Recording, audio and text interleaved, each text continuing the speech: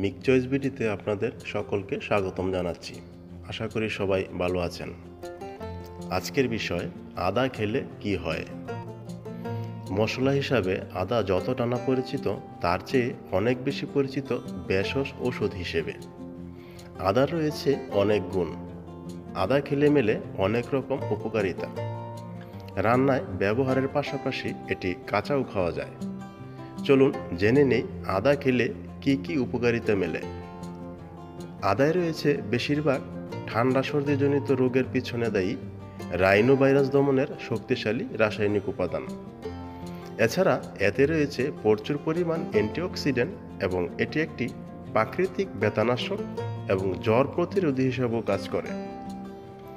আদা শরীরের জোড়াগুলোতে সৃষ্ট ব্যথা এবং আর্থাইটিসে আক্রান্তদের প্রদাহ দূর করে, কারণ আদাতে রয়েছে জিঞ্জারোল নামের একটি উপাদান যা প্রদাহরোধী উপাদান। এটি প্রদাহজনক সাইটোকিন গঠন প্রক্রিয়াকে দমন করে। আদা আপনার হজম শক্তি বাড়াবে এবং আপনাকে কষ্টকর এবং অস্বস্তিদায়ক পেট ফাঁপা থেকে রক্ষা করবে। বায়ুনাশক ওষুধ উপাদান হিসাবে আদা পাচক রস এবং হজম প্রক্রিয়ায় উদ্দীপনা বাড়ায়। পাশাপাশি এতে রয়েছে জিঞ্জিয়াবিন এনজাইম যা প্রোটিন বানাতে সহায়ক। আদা নারীদের ঋতুস্রাবকালীন ব্যথা কমাতে সাহায্য করে।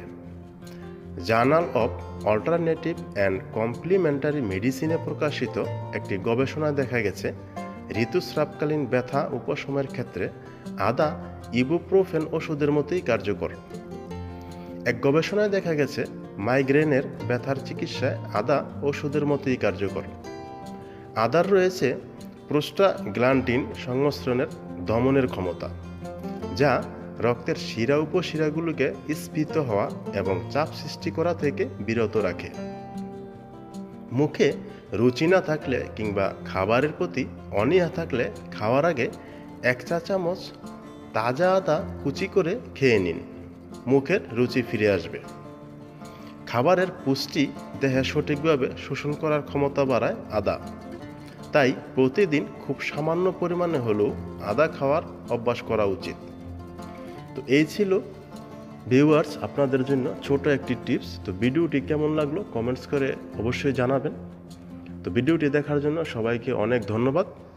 যারা আমাদের চ্যানেলটি এখনও সাবস্ক্রাইব করেননি তারা চ্যানেলটি সাবস্ক্রাইব করে বেল বাটনটি অন করে দিন। তো ধন্যবাদ, সবাই ভালো থাকবেন, সুস্থ থাকবেন, নিরাপদে থাকবেন।